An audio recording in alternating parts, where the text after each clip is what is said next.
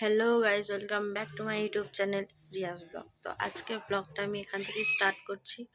তো এখন বাজে তোমার 11টা পুরো বাজেনি, 11:45 মতো বাজে। আর আমি টিউশনি পড়িয়ে চলে এসেছি। তো সত্যি বলবো, সকালবেলা একটু এখন তো ঠান্ডা পড়ছে, যার কারণে সকালবেলা ঘুম থেকে উঠতে একটু দেরি হয়ে যায়, যার কারণে আর ভিডিওটা ঠিকমতো করা হয় না। তো যাই হোক, এখন পড়িয়ে চলে এসেছি। আর শনিবার রবিবার তো ছুটি। তো তোমাদেরকে একটা জিনিস দেখাই যে আমি কিছুদিন বলতে কি 1 বছরের বেশি হয়ে গেছে আমি দীঘায় গিয়েছিলাম। তো দীঘায় যখন গিয়েছিলাম, দীঘা থেকে আমি একটা ক্যাকটাস প্লান্ট নিয়ে এসেছিলাম।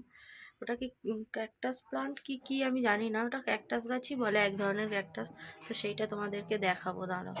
বন্ধুরা, আমরা কি করি জানো তো, এই যে চারাগুলো আগে দানা বসিয়ে এখানে চারা তৈরি করে নিই।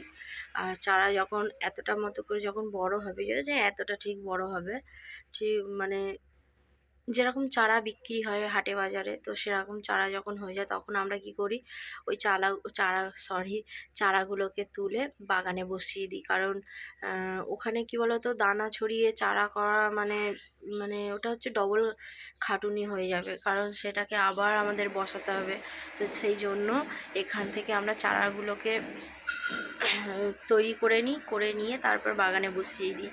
তো তোমাদেরকে শেয়ার করলাম যে আমরা বাগানে, হ্যাঁ, আমি যেদিন বাগানে যাব তোমাদেরকে অবশ্যই দেখাবো যে বাগানে কি গাছ বসানো হয়েছে। তো এখন দেখি নিকিতা আমাকে ডাকছে, কি বলবে। তো তোমাদেরকে আজকে শেয়ার করলাম এটাই, যে আমরা যে বাগানে যে চাষ করি, আমার ট্রফিকটাই আলাদা ছিল, কিন্তু জানি না কি করে এই ট্রফিকে চলে এলাম। আর হ্যাঁ, ওই যে ক্যাকটাস প্ল্যান্টটা, ওটা হচ্ছে আরও অনেক বড় হয়। ঠিক আছে, বড় হয় বলতে কি, আমার তো ছোটো জায়গা, যার কারণে আমি ওখানে দিয়েছিলাম। তো ওটাকেও ভাবছি আমি বড় একটা জায়গার মধ্যে দিয়ে ওকে ভালোভাবে বসাবো, কারণ ছোট জায়গায় তো ও ভালোভাবে বাড়তে পারছে না। তো আর আমি কি করি, ওই ওই যে ক্যাকটাস গাছ যেটাতে রয়েছে, আমি ওইটাতেই কিছু কিছু দানা ছড়াই। সেই সব দানাগুলো যখন গাছ বেরোয় আবার বড় বাগানে বসিয়ে দিয়ে আসি। তো এইটাই তোমাদেরকে শেয়ার করব বলে। তো চলো এবার বাড়ি যাই, গিয়ে কিছু কাজ আছে সেই কাজগুলো করে নিয়ে আবার তোমাদের সাথে পরে কথা বলবো। আর কাজ বলতে, তোমরা তো জানো, জল আনতে হবে, তারপরে এখনও রান্নাবান্নার কোনো সবজি কাটা হয়নি, সেগুলো কাটবো। বাই। তো বন্ধুরা দেখো, কত জলের বোতল খালি হয়ে পড়ে রয়েছে। আর এইদিকে অনেক সবজি আছে, তো কি রান্না হবে এখনো জানি না, দেখছি। আমি এখানে কলমি শাক কেটে রেখে দিয়েছি, দেখো বন্ধুরা। আর সব এখন খালি পড়ে রয়েছে। এখানে আমার দিদা কাঠ নিয়ে এসে রেখে দিয়েছে, যেহেতু আমরা দুপুরের যে রান্নাটা করি এটা আমরা কাঠেই রান্না করি। তো আর এটা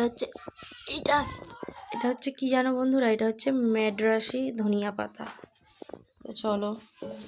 তো বন্ধুরা, আমার তো খাওয়া হয়ে গেছে, এবারে একটু ঘুরতে বেরিয়েছি। আজকে রাস্তায় যাচ্ছি, তো আমি এখন গলির মধ্যে দিয়ে যাচ্ছি। আর আমার যে ভাই বোনগুলো আছে ওরা এখন খেলা করছে র্যাকেট বলতে এটা ব্যাডমিন্টন বলে। তো দেখো,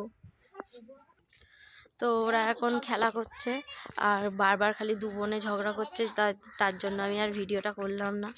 আমি এখন এই রাস্তার দিকে বেরিয়েছি, একটু ঘুরে নিই, তারপরে দেখি বাগানে যেতে হয় কি না হয়। কারণ তোমাদেরকে বলছিলাম যে ওই চারাগুলো আবার বাগানে বসাতে হয়। তো কি করা যায় এখন দেখা যাক, যেহেতু এখন ফুলকপি, বাঁধাকপি, তারপরে বেগুন চারা আর আরও কি সব চারা দিয়ে রেখেছে। তো জানি না, যদি বাগানে যেতে হয় তো তোমাদেরকে অবশ্যই শেয়ার করব, যদি বাগানে যাই। তো আমি প্রায় অনেক দিন হয়েছে বাগানে যাইনি, কারণ সত্যি বলবো বাগানে গেলে অনেক টাইম চলে যায়। এই ঠান্ডার সময় ওখানে প্রচণ্ড মশা কামড়ায়, যার কারণে আমি যাই না। তো এই 2 দিন আগে গিয়েছিলাম, গিয়ে একটু ঘাস পরিষ্কার করে এসেছি, যেহেতু অনেকটা বড় মাঠ, আবার ঘুরে যাই। তো এটা হচ্ছে আমাদের বাড়ির মেন গেট, আমি ওই পারের গেট দিয়ে এসেছি। তো দেখা যাক, যদি বাগানে যাই তোমাদেরকে দেখাবো কি কি গাছ লাগিয়েছি, আর যদি না যাই তো আর দেখানো হবে না। তো চলো একটু ঘুরে নিই। তো বন্ধুরা, বাগানে তো আর যাওয়া হলো না, কারণ দিদি ঘুমাচ্ছিল। আর কী বলো তো, দিদি একটু অসুস্থ থাকে তো সবসময়, যার কারণে সবসময় ওনার শরীর পারে না, তো যার জন্য আর বাগানে যায়নি। তো এখন এসছি ছাদে। তোমরা দেখেই বুঝতে পারছো যে ছাদে বসে আছি। তো আজকে মানে কালকে যতটা ঠান্ডা পড়েছিল তার থেকে বেশি ঠান্ডা পড়েছে আজকে, যার কারণে সত্যি বলবো হাত পা সব অসাড় হয়ে যাচ্ছে। তো যার কারণে এই স্টোলটা আমি গায়ে দিয়ে এসেছি ছাদের ওপরে। আর তোমাদেরকে জানাতে এসেছি যে আমার বাগানে যাওয়া হয়নি। সত্যি বলবো, বাগানে গেলে আরও ঠান্ডা, আর ওখানে না মানে উনকি পোকা হয়, জানি না ওটা কি বলে, তোমাদের ভাষায় কি বলে জানি না। তো আমাদের এখানে আছে উনকি পোকা ওকে বলে। তো ছোটো ছোটো হয়, তো সেগুলো যখন কামড়ায় সত্যি বলবো এত চুলকাবে, যেখানে কামড়াবে সেখানে চুলকায়, প্রচণ্ড পরিমাণে চুলকায়, যার কারণে আমার যেতে ভালো লাগে না। কিন্তু বাগান আছে তো যেতে তো হবে। তো দিদির হাতে হাতে কাজ না করে দিলে দিদি তো একা পারবে না, যার জন্য আমাকে ডেকে ডেকে নিয়ে যায়। তো সেটাই বলবো বলে তো এখন এসছি ছাদে একটু ভিডিও করব বলে, আর বসে আছি একা একা, কি করব। তো চলো আবার তোমাদের সাথে পরে কথা বলবো। তো বন্ধুরা, বাড়িতে কারা এসছে দেখি একবার। তো দেখো বন্ধুরা, কত লোক এসছে আমাদের বাড়িতে। দেখো, এটা আমার মাসি হয়, পিসি। তো বন্ধুরা, এই দুটো হচ্ছে ভাই, এটা আমাদের নিকিতা, তোমরা সবাই জানো। তো আজকে বিকেলে হাই কর আরিয়ান, তিশান হাই করো।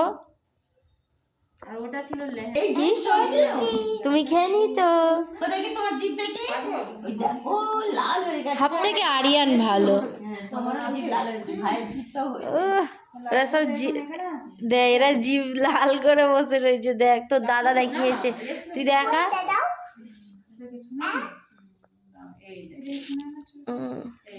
তো দেখো বন্ধুরা, মাসিরা এসছে, এটা হচ্ছে মাসির ছেলে, ও জিভ দেখিয়ে যাচ্ছে যে লাল হয়েছে ওই জন্য।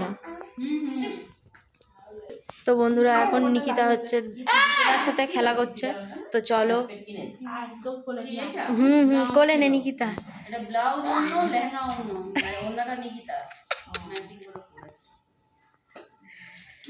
সব থেকে আরিয়ান ভালো, আরিয়ান কত চুপচাপ, ওই যে তোকে মারছে মেরোনার তিশান। তো দেখো বন্ধুরা, তিশান খুব দুষ্টু। দেখো নিকিতাকে মারবে বলে ও বোতলটা তুলে নিয়ে রেখেছে যে মারবো। এই তিশান, ও পুষ্পা রাজ 2 বইয়ের ডায়লগ দিচ্ছে আরিয়ান। আর ওই জায়গা আরেকজন দেখো, আরিয়ান দেখো, এই সরি ওর নাম হচ্ছে ত্রিশান, এ খুব দুষ্টু। তো বন্ধুরা, 10:30 বেজে গেছে, খাওয়া দাওয়া হয়ে গেছে, আমার রাতের ডিনার হয়ে গেছে। আর চলে এসেছি আমি উপরে, মেঘা আর আমি দুজনে চলে এসেছি। তো আমাদের বিছানা গোছানো হয়ে গেছে। তো ও শুধু মশারির ওপর দিয়ে মানে এই কাপড়টা দিয়ে ঘিরে দিচ্ছে, যেহেতু খুব ঠান্ডা পড়েছে, আর ছাদেতে এমনিই ঠান্ডা, যার কারণে আমরা সব ঘিরে দিয়ে তারপরে শুই, নাহলে প্রচণ্ড ঠান্ডা লাগে। তো যাই হোক, আজকে ভিডিওটা আমি এখানেই শেষ করছি। যদি তোমাদের ভালো লেগে থাকে তো লাইক কমেন্ট শেয়ার করে দিও। আর কেউ যদি আমার চ্যানেলে নতুন এসে থাকো তাহলে আমার চ্যানেলটিকে সাবস্ক্রাইব করে দিও। তোমাদের সাথে খুব তাড়াতাড়ি দেখা হচ্ছে আবার নেক্সট ব্লগে। আজকের জন্য টাটা, গুড নাইট, সবাই খুব ভালো থেকো, সুস্থ থেকো।